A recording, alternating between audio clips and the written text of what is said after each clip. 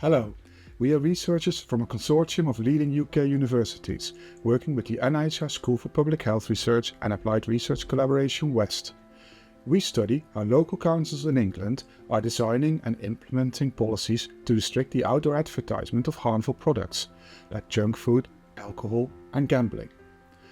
Whilst councils can limit unhealthy advertising on their premises, the vast majority have no policy in place. Here's why that matters. Obesity is one of the biggest public health and economic challenges we face. It already affects 64% of adults in Britain and is projected to rise to 71%. That's 42 million people by 2040.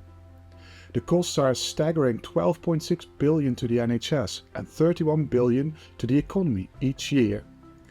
Advertisement of unhealthy products is powerful. It influences the decisions we make and what we end up consuming, especially for children and families. That's why restricting food ads is one of the few evidence-based, publicly supported tools that we have.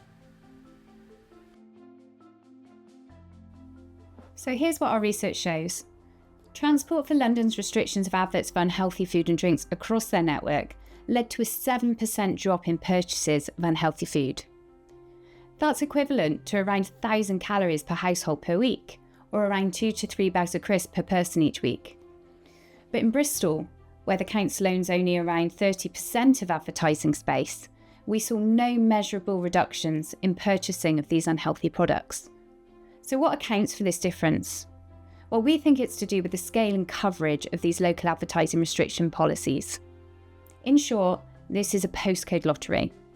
Without national coordination, people in different areas of the country face vastly different levels of exposure to unhealthy products advertising. And we know that those in the most deprived communities, where obesity rates are already higher, can be hit the hardest. So what needs to happen now? First, we need national leadership.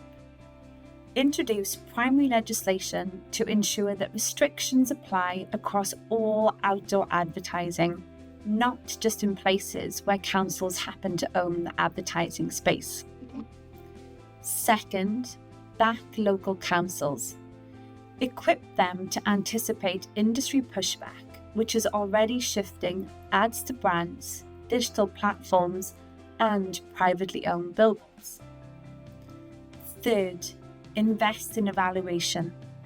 Fund further research so that we can demonstrate cost effectiveness and strengthen the case for long-term policy. This is a rare win-win. The public supports these restrictions and the evidence shows that they can work if local authorities control the majority of advertisement space. They won't fix obesity by themselves, but they are a visible, popular step that signals leadership and delivers real public health impact. Let's give every council the power to protect their communities. Let's not wait.